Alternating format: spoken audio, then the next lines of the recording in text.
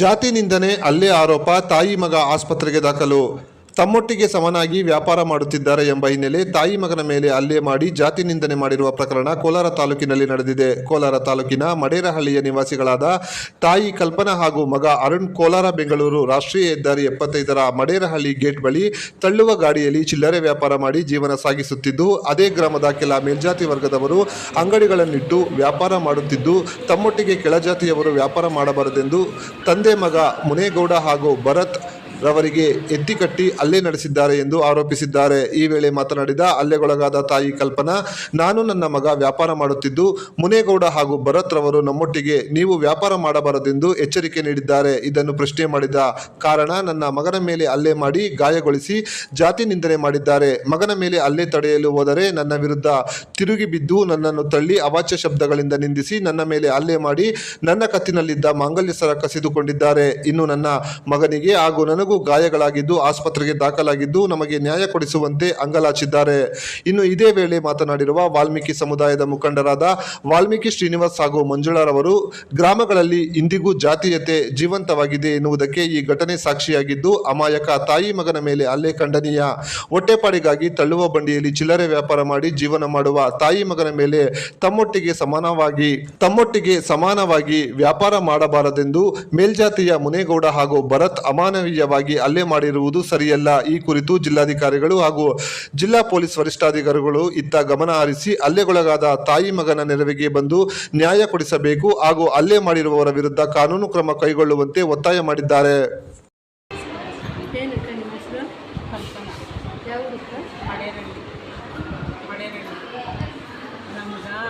ಇವರು ಮುನೇಗೌಡ ಅವ್ರ ಮಗ ಅವ್ರು ನಮ್ಗೆ ಒಂದು 8-15 ದಿವಸದಿಂದನೂ ನಮ್ಗೆ ಟಾರ್ಚರ್ ಕೊಡ್ತಾ ಇದ್ದಾರೆ.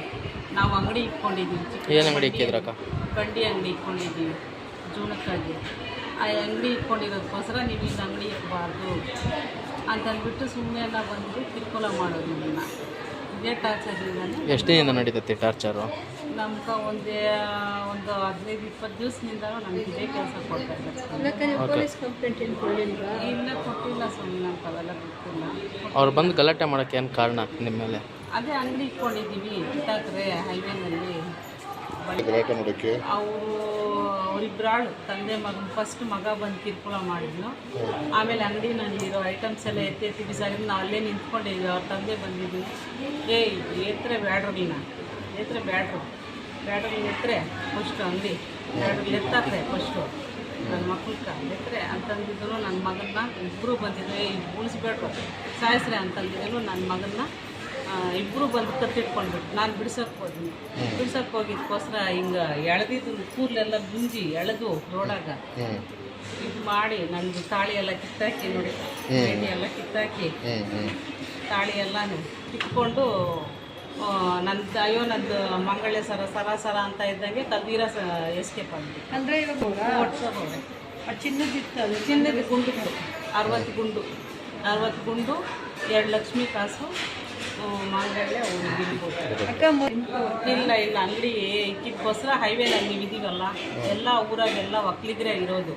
ನಮ್ಮನ್ನು ಬೆಳೆಸಿಲ್ಲ, ನಾವು ಬ್ಯಾಟಗ್ಲಿ ಏನು ಮಾಡ್ಬೋದು ಆ ಊರಾಗ. ನೀವು ಇಕ್ಕಿದ ಅಂಗಡಿ ಪಕ್ಕದಲ್ಲಿ ಬೇರೆ ಯಾವ್ದಾನ ಅಂಗಡಿ ಒಕ್ಕಲಿಗರವ್ರೆ, ಅವ್ರಿಗೆ ಒಂಚೂರು ಕೂಡ ತೊಂದರೆ ಕೊಟ್ಟಿಲ್ಲ. ಅವರು ನಮಗೆ ಮಾತ್ರ ಅಂಗಡಿನಾಗಂದು ಐಟಮ್ಸ್ ಎಲ್ಲ ತಂದೆ ಮಗಳು ಎಲ್ಲ ಎತ್ತಿ ಈಚೆ ಬಿಸಾಕಿದ್ರು.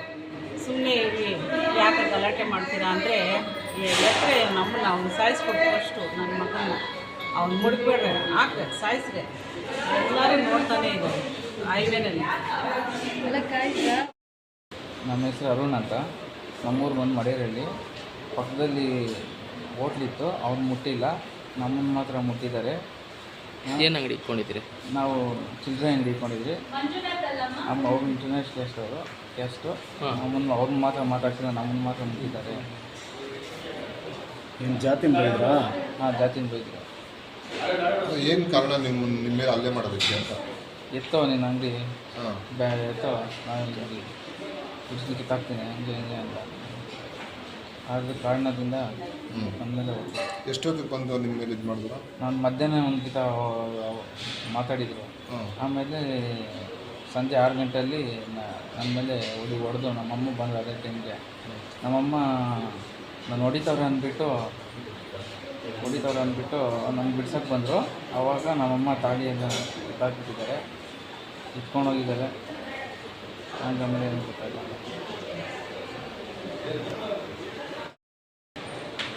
ನಾನು ಕೋಟೆ ಶ್ರೀನಿವಾಸ ವಾಲ್ಮೀಕಿ. ಏನಂದರೆ ವಿಷಯ, ಇವತ್ತು ನಾವು ಜಿಲ್ಲಾ ಆಸ್ಪತ್ರೆ ಕೋಲಾರಕ್ಕೆ ಇವತ್ತು ಒಂದು ಇನ್ಸಿಡೆಂಟ್ ಬಗ್ಗೆ ಬಂದು ಭೇಟಿ ನೀಡ್ತಾ ಇದ್ದೀವಿ. ನಿನ್ನೆ ನಡೆದಂಥ ದುರ್ಘಟನೆ ಏನಂದರೆ ಕೋಲಾರ ಜಿಲ್ಲೆಯಲ್ಲಿ ಇದು ಈ ನಡುವೆ ಯಥೇಚ್ಛವಾಗಿ ನಡೀತಾ ಇದೆ.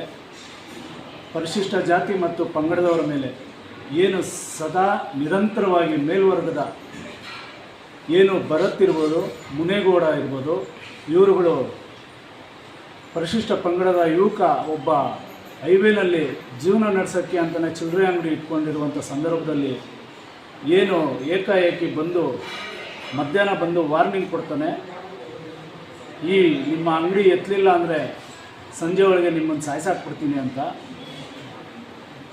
ಮತ್ತು ಅವನು ಯಾವುದಕ್ಕೂ ಜಗ್ಗದೆ ಅಲ್ಲೇ ಇಟ್ಕೊಂಡಿರ್ತಾನೆ. ಆದರೆ ಸಂಜೆ ಸುಮಾರು ಒಂದು 6-6:30 ಸಮಯದಲ್ಲಿ ಬಂದು ಅಂಗಡಿಯಿಂದ ಎಲ್ಲ ದೌರ್ಜನ್ಯವಾಗಿ ನಿನ್ನಮ್ಮನ ಜಾತಿನೇ ಕೇಯ ಬೇಡ್ರ ಸುಳೆ ಮಕ್ಕಳ ಅಂತ ಹೇಳಿ ಅವಾಚ್ಯ ಶಬ್ದಗಳಿಂದ ನಿಂದಿಸಿ ಇವ್ರನ್ನ ಅಮಾನುಷವಾಗಿ ಹಲ್ಲೆ ಮಾಡಿ ಹೋಗಿದ್ದಾನೆ. ದಯವಿಟ್ಟು ಮಾನ್ಯ ಜಿಲ್ಲಾಧಿಕಾರಿಗಳು, ಮಾನ್ಯ ಪೊಲೀಸ್ ವರಿಷ್ಠಾಧಿಕಾರಿಗಳು ಈ ಕೂಡಲೇ ಭರತ್ ಮತ್ತು ಮುನೇಗೌಡ ಅವರನ್ನು ಬಂಧಿಸಿ ಕಾನೂನಿನ ಅಡಿಯಲ್ಲಿ, ಪರಿಶಿಷ್ಟ ಜಾತಿ ಮತ್ತು ಪರಿಶಿಷ್ಟ ಪಂಗಡದ ಕಾನೂನಿನ ಅಡಿಯಲ್ಲಿ ಅವರನ್ನು ಜೈಲಿಗೆ ಕಳಿಸುವಂಥ ಕೆಲಸ ಮಾಡಬೇಕು. ಇಲ್ಲವಾದಲ್ಲಿ ನಾವು ನಿಮ್ಮ ಪೊಲೀಸ್ ವರಿಷ್ಠಾಧಿಕಾರಿಗಳ ಕಚೇರಿ ಮುಂದೆನೇ ಬಂದು ಕುತ್ಕೊತೀವಿ ಸರ್. ಯಾಕಂದರೆ ನಿಮ್ಮ ಬಗ್ಗೆ ನಮಗೆ ಅಪಾರವಾದ ನಂಬಿಕೆ ಇದೆ, ನೀವು ನಮಗೆ ನ್ಯಾಯ ಕೊಡಿಸ್ತೀರಿ ಅಂತ. ದಯವಿಟ್ಟು ಈ ಕೂಡಲೇ ಅವರನ್ನು ಬಂಧಿಸಿ ಅವ್ರನ್ನ ಕಾನೂನಿನ ಅಡಿಯಲ್ಲಿ ಶಿಕ್ಷೆ ಕೊಡಲೇಬೇಕು ಸರ್. ಯಾಕಂದರೆ ನೀವು ಇದು ಇತ್ತೀಚೆಗೆ ನೋಡ್ತಾ ಇದ್ದೀವಿ, ಪರಿಶಿಷ್ಟ ಜಾತಿ ಪಂಗಡದವರ ಮೇಲೆ ಎಷ್ಟು ಹಲ್ಲೆಗಳು ನಡೀತಾ ಇದೆ. ಇದಕ್ಕೆ ಸೂಕ್ತವಾಗಿ ತಾವು ಕ್ರಮ ಕೈಗೊಳ್ಳಬೇಕು ಅಂತ ಈ ಮೂಲಕ ನಾನು ಬೇಡ್ಕೊಳ್ತಾ ಇದ್ದೀನಿ. ನಮಸ್ತೆ. SC ದೌರ್ಜನ್ಯ ಸಂಸ್ಥೆ ಸದಸ್ಯರು. ನನಗೆ ಒಂದು ಫೋನ್ ಬರುತ್ತೆ. ಏನಂತ ವಿಚಾರ ಅಂದರೆ, ಮಳೇರಳ್ಳಿಯಲ್ಲಿ ಕಲ್ಪನಾ ಮತ್ತು ಅರುಣ್ ಕುಮಾರ್ ಅವರನ್ನ ಹೊಡೆದಿದ್ದಾರೆ ಅಂತ ಒಂದು ಫೋನ್ ಬರುತ್ತೆ ಬೆಳಗ್ಗೆ ಒಂದು 12 ಗಂಟೆಯಲ್ಲಿ. ಇಲ್ಲಿ ಬಂದು ನೋಡಿದಾಗ ಏನು ವಿಚಾರ ಅಂತ ತಿಳ್ಕೊಂಡಾಗ ಇವ್ರು ಹೇಳೋ ಪ್ರಕಾರ ಒಂದು 15 ದಿನಗಳಿಂದ ಒಕ್ಕಲಿಗರ ಸಮುದಾಯಕ್ಕೆ ಸೇರಿದರಂತ ಏನಕ್ಕಾಗಲ್ಲ ಭರತ್ ಮತ್ತು ಮುನೇಗೌಡ ಅನ್ನೋರು ಹಲ್ಲೆ ಮಾಡಿರ್ತಾರೆ ಅಂತ ಗೊತ್ತಾಗುತ್ತೆ. ಕಾರಣ ಕೇಳಿರ್ತೀನಿ, ಏನು ಕಾರಣ, ಏನಕ್ಕೆ ಈ ಹೊಡೆದಾಟ, ನಿಮ್ದೇನು ತಪ್ಪಿದೆ ಅವ್ರದ್ದೇನು ತಪ್ಪಿದೆ ಅಂತ ಕೇಳಿದಾಗ ಇದಕ್ಕೆ ಹೇಳ್ತಾರೆ, ನಾವು ಕಳ್ಳೋ ಬಂಡಿಯಲ್ಲಿ ಬಂಡಿಯಲ್ಲಿ ಇದೇನಿದು ಹಣ್ಣಿನ ವ್ಯಾಪಾರ ಮಾಡ್ತಾ ಇರ್ತೀವಿ, ಸಣ್ಣ ಪುಟ್ಟ ಚಿಲ್ಲರೆ ಅಂಗಡಿ ಹಾಕ್ಕೊಂಡು ಬಿಸ್ಕೆಟು ಆ ಥರ ಇಟ್ಕೊಂಡು ವ್ಯಾಪಾರ ಮಾಡ್ತಾ ಇದ್ದೀವಿ. ಅಲ್ಲಿರೋರೆಲ್ಲ ಗೌಡರು, ಅಕ್ಕಪಕ್ಕದಲ್ಲಿರೋರೆಲ್ಲ ಏಕಾಏಕಿ ನಿನ್ನೆ ಬೆಳಗ್ಗೆಯಿಂದ 15 ದಿನದಿಂದ ನಮಗೆ ಹೇಳ್ತಾ ಇದ್ರು. ಆದರೆ ನಿನ್ನೆ ಬೆಳಗ್ಗೆಯಿಂದ ಬಂದು ಎತ್ತಲಿಲ್ಲ ಅಂದರೆ ನಿನ್ನ ಅಮ್ಮನ ಹಾಗೆ ಹೀಗೆ ಅಂತ ಕೆಟ್ಟ ಮಾತುಗಳೆಲ್ಲ ಮಾತಾಡಿ, ಜಾತಿ ಬಗ್ಗೆ ಎಲ್ಲ ಮಾತಾಡಿ ಗಲಾಟೆ ಮಾಡಿರ್ತಾರೆ. ಸಂಜೆ ಇವ್ರ ಮಗ ಅರುಣ್ ಮತ್ತು ಇವರು ಬಂದಾಗ ಅಂಗಡಿಯಲ್ಲಿದ್ದಾಗ ಇವ್ರ ಮಗನ್ನ ಹೊಡೆದಿರ್ತಾರೆ. ಇವ್ರ ಮಗನಿದ್ದಾಗ ಬಂದಿದ್ದಷ್ಟೇ ಎಲ್ಲ ಅಂಗಡಿಯಲ್ಲಿರೋದೆಲ್ಲ ಎತ್ತಿ ಬಿಸಾಡ್ತಾ ಇರ್ತಾರೆ. ಇವ್ರೇನು ಮಾಡ್ತಾರೆ, ಏನು ಕೊಡಿತಾ ಇದ್ದೀರಾ ಅಂತೇಳಿ ಅಡ್ಡ ಹೋಗ್ತಾರೆ. ಅವ್ರನ್ನ ಕತ್ತಿರಿಸ್ಕೊಂಡು ಹಿಡ್ಕೊಂಡಿಸಿದಾಗ ಎಲ್ಲನ ತೋರಿಸ್ದಂಗೆ ಅಲ್ಲಿ ಕತ್ತಿಸಿದಾಗ ಎಲ್ಲನೇ ಇವ್ರೇನು ಮಾಡ್ತಾರೆ, ಅಡ್ಡ ಹೋಗ್ತಾರೆ. ಅಡ್ಡ ಹೋದಾಗ ಇವ್ರದ್ದು ತಾಳಿ ಸಮೇತ ಎಲ್ಲ ಕಿತ್ಕೊಂಡು ಬಟ್ಟೆ ಎಲ್ಲ ಹರಿದಿದ್ದಾರೆ. ಇವ್ರಿಗೆ ಇದೇ ಬಟ್ಟೆ ಎಲ್ಲ ಇರ್ತಾರೆ ಅವರು, ಇದೇ ಬಟ್ಟೆಯಲ್ಲೇ ಇದೆಲ್ಲ ಹರಿದುಬಿಟ್ಟು ಹೊಡೆದು ಆ ಹುಡುಗನ್ನ ಹೊಡೆದು ಕತ್ತೆಲ್ಲ ಇಸ್ಕಿ, ಅರುಣನ ಹುಡುಗನ ಹೊಡೆದು ಕತ್ತೆಲ್ಲ ಇಸ್ಕಿ ಇದು ಮಾಡಿದ್ದಾರೆ. ಪ್ರಾಣ ಬೆದರಿಕೆ ಹಾಕಿದ್ದಾರೆ, ಜಾತಿ ನಿಂದನೆ ಮಾಡಿದ್ದಾರೆ. ಇನ್ನು ನಾವು ಯಾವ ಕಾಲದಲ್ಲಿದ್ದೀವಿ ಅಂತ ಗೊತ್ತಾಗ್ತಾ ಇಲ್ಲ. 3 ದಿನ ಆಯಿತು ಮಾಸ್ಕ್ ಇನ್ಸಿಡೆಂಟು, ಅದು ಇನ್ನು ನಾವು ಆಚರಣೆ ಬಂದಿಲ್ಲ. ನೆಕ್ಸ್ಟು ಇವತ್ತಿದು, ನಾಳೆ ಇನ್ನೇನಪ್ಪ ಬರುತ್ತೆ ಅಂತ ಪ್ರಾಣದ ಮೇಲೆ ಆಸೆ ಬಿಟ್ಟು ನಾವು ನಮ್ಮ ಸಮುದಾಯದವರು ಪ್ರಾಣ ಮೇಲೆ ಆಸೆ ಬಿಟ್ಟು ಬದುಕುವಂಥ ಪರಿಸ್ಥಿತಿ ಬಂದಿದೆ. ಇದು ನಮ್ಮ ಕೋಲಾರ ಡಿಸ್ಟಿಕಲ್ಲಿ ಏನು ನಡೀತಾ ಇದೆ ಅಂತ ಗೊತ್ತಿಲ್ಲ. ಇಷ್ಟು ನಮಗೆ ನ್ಯಾಯ ಜಿಲ್ಲಾಧಿಕಾರಿ ನಾವು ಕೇಳ್ಕೊಳ್ಳೋದು ಏನಂದರೆ ಮಾನ್ಯ ಜಿಲ್ಲಾಧಿಕಾರಿಗಳು ಮತ್ತು ಪೊಲೀಸ್ ವರಿಷ್ಠಾಧಿಕಾರಿಗಳ ಮೇಲೆ ತುಂಬ ವಿಶ್ವಾಸ ಇದೆ. ಯಾಕಂದರೆ ಪೊಲೀಸ್ ವರಿಷ್ಠಾಧಿಕಾರಿಗಳು ನಮಗೆ ಇಂಥ ಕೇಸುಗಳಿಗೆ ತುಂಬ ಸಹಕಾರ ಕೊಟ್ಟು ತುಂಬಾ ಇದು ಮಾಡಿಕೊಟ್ಟಿದ್ದಾರೆ, ಸಹಾಯ ಮಾಡಿದ್ದಾರೆ. ಅಂಥ ವಿಚಾರದಲ್ಲಿ ಎರಡನೇ ಮಾತಿರ್ತೀರ ನಮ್ಮ ಸಹಕಾರ ಈ ಕೇಸಲ್ಲಿ ನಿಜವಾಗ ನಮಗೆ ನ್ಯಾಯ ಕೊಡಿಸ್ಬೇಕು ಅಂತ ನಾವು ಕೇಳ್ಕೊಳ್ತೀವಿ.